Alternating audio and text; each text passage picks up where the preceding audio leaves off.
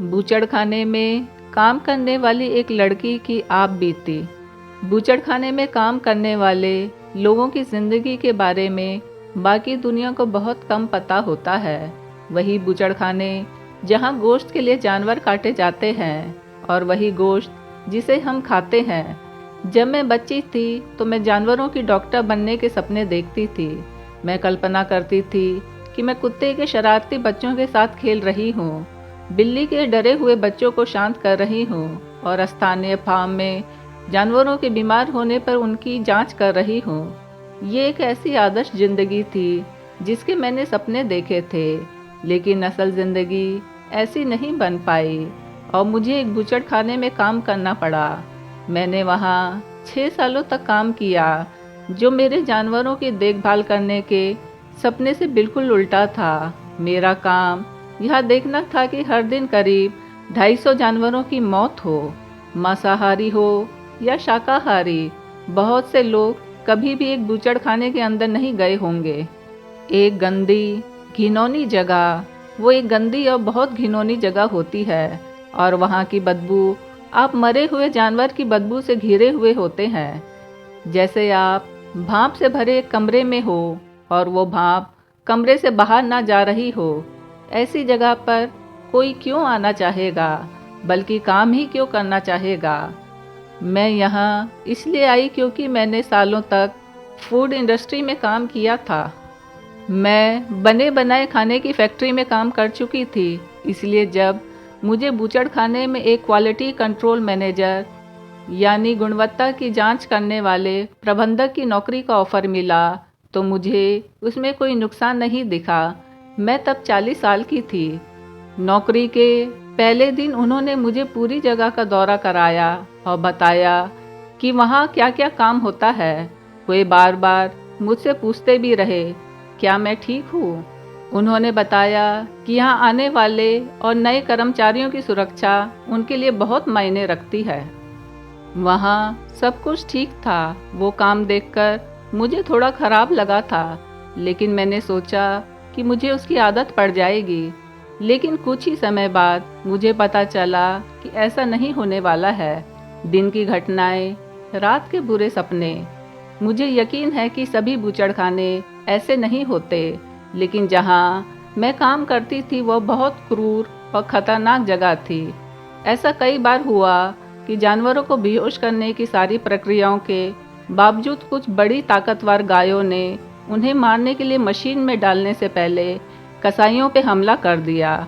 मुझे कभी कोई चोट नहीं आई, लेकिन उस जगह ने मेरे दिमाग पे बहुत गहरा असर डाला। उस बिना खिड़की वाले बड़े बक्से जैसे बूचड़खाने में जैसे जैसे दिन गुजरते गए, मेरे सीने पे बोझ बढ़ता गया और मेरे सामने अंधेरा छाने लगा। मुझे दिन में हुई घटनाएं रात को बुरा सपना बनकर दिखने लगी। बूचड़खाने में आपको एक फीलिंग बहुत अच्छे से आ जाती है और वह है मौत और दर्द को लेकर असंवेदनशील होना। गाय को एक पूरे जीवित प्राणी के तौर पर देखने की बजाय आप उसे बेचने और खाने वाले शरीर के हिस्सों के तौर पर देखने लगते हैं। इससे न सिर्फ काम आसान हो जाता है, बल्कि ये जिंदा रहने के लिए भी ज़रूरी है। मुझे घूरती आंखें। हालांकि वहाँ ऐसी भी चीज़ें थी जो इस असंवेदनशीलता को भेदने की ताकत रखती थी।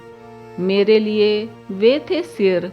वहाँ एक बड़ा छेद था जिसमें गायों के सैकड़ों सिर पड़े रहते थे। उनकी खाल और जो भी मांस बिक सकता था वो निकाल लिया जाता था, लेकिन फिर भी उनकी आंखें मौजूद रहती थी। जब भी मैं वहाँ से गुजरती थी तो मुझे लगता था जैसे सैकड़ों आंखें मुझे घूर रही हैं। कुछ मुझे उनकी मौत के लिए जिम्मेदार ठहरा रही हैं, क्योंकि मैं भी वहीं का हिस्सा हूँ। कुछ मेरे सामने गिड़गिड़ा रही हैं कि क्या उन्हें समय में पीछे जाकर बचाया जा सकता है। यह बहुत ही डरावना और तकलीफदेह था। मैं खुद को दोषी मानने लगी थी। जब मैंने पहली बार उन सिरों को देखा, उन्होंने मेरी सारी ताकत छीन ली। मुझे पता है कि दूसरे कर्मचारियों को भी ऐसी ही चीज़ें परेशान करती थी। गर्भवती गाय की हत्या। मैं वो दिन नहीं भूल सकती जब मुझे बूचड़खाने में काम करते हुए कुछ ही महीने हुए थे और एक लड़के ने ताजी मरी हुई गाय को उसकी आंतें निकालने के लिए खोला था। जैसे ही उसने गाय को खोला तो उसके पेट से अचानक एक भ्रूण नीचे गिरा। वो गाय गर्भवती थी।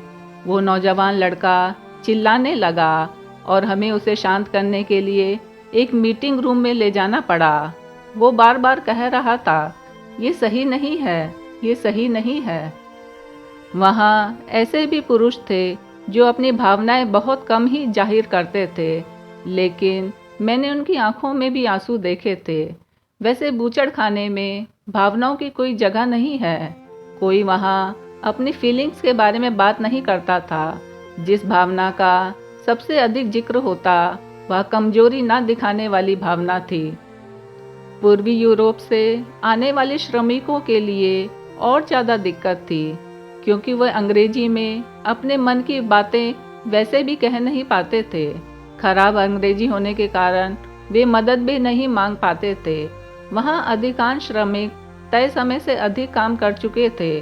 कुछ को शराब से दिक्कत होने लगी थी, क्योंकि काम पे आते ही उन्हें शराब की बहुत ज़्यादा गंध सूंघने को मिलती थी, जबकि बाकियों को एनर्जी ड्रिंक की लत लग गई थी और एक दो लोगों को इसकी वजह से दिल का दौरा भी पड़ा। ये एनर्जी ड्रिंक बूचड़खाने में लगी वेल्डिंग मशीनों से खरीदी गई थी। लोग इन्हें अपने घरों से लेकर आते और छिपाकर अपनी गाड़ियों में पीते थे। सदमे से होने वाला तनाव और डिप्रेशन बूचड़खाने के काम को कई तरह की मानसिक समस्याओं की वजह के तौर पर भी देखा जाता है। कुछ शोधकर्ता इससे होने वाले तनाव को PTSD भी कहते हैं। मैं अपनी बात करूं तो मैं भी डिप्रेशन से ग्रसित थी, जो काम के लंबे घंटों की वजह से और मौतों के बीच घिरे होने की वजह से हुआ था। एक समय था जब मैं खुद को ख़त्म कर लेने के बारे में भी सोचने लगी थी।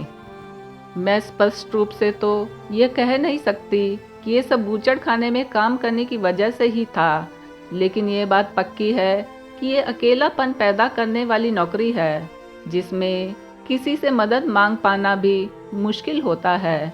जब मैंने लोगों को अपने काम के बारे में बताया तो कुछ ने पूर्ण रूप से उसका विरोध किया, पर कुछ लोगों ने काम के प्रति जिज्ञासा दिखाई और उसके बारे में पूछा।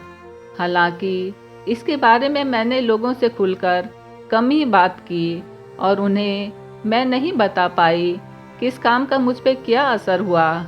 मैंने अपने एक सहकर्मी की मदद के दौरान इस बात को महसूस किया कि मुझे खुद भी मदद की ज़रूरत है।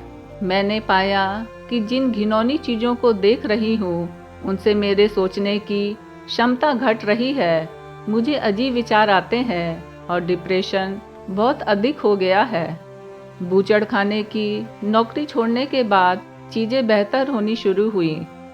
मैंने अपना काम बदल लिया और मानसिक स्वास्थ्य के क्षेत्र में काम करने वाली कुछ संस्थाओं के साथ काम शुरू किया। लोगों से उनकी फीलिंग्स के बारे में बात शुरू की। लोगों को समझाया कि डिप्रेशन होने पर किसी पेशेवर से मदद लेना कितना फ़ायदेमंद हो सकता है। इसमें वो लोग भी थे जिन्हें लगता है कि उन्हें उपचार की कोई ज़रूरत नहीं है। मेरे नौकरी छोड़ने के कुछ महीने बाद बूचड़खाने में मेरे साथ काम कर चुके एक सहकर्मी ने मुझसे संपर्क किया। उसने बताया कि हमारा एक पूर्व सहकर्मी जो बूचड़खाने में जानवरों की खाल उतारने का काम करता था, उसने आत्महत्या कर ली। मैं आज भी उन दिनों को याद करती हूँ। मैं उन सहकर्मियों को भी याद करती हूँ जो बिना थके घंटों तक वो काम कर रहे थे, जैसे किसी बड़े समंदर से वो बाहर निकलने की कोशिश कर रहे हो। मुझे वो लोग भी याद हैं जो नहीं बच पाए। और रात में जब मैं अपनी आंखें बंद करती हूँ और सोने की कोशिश करती हूँ तो कई बार 1000 आँखों का समूह मुझे घूरता हुआ दिखाई देता है।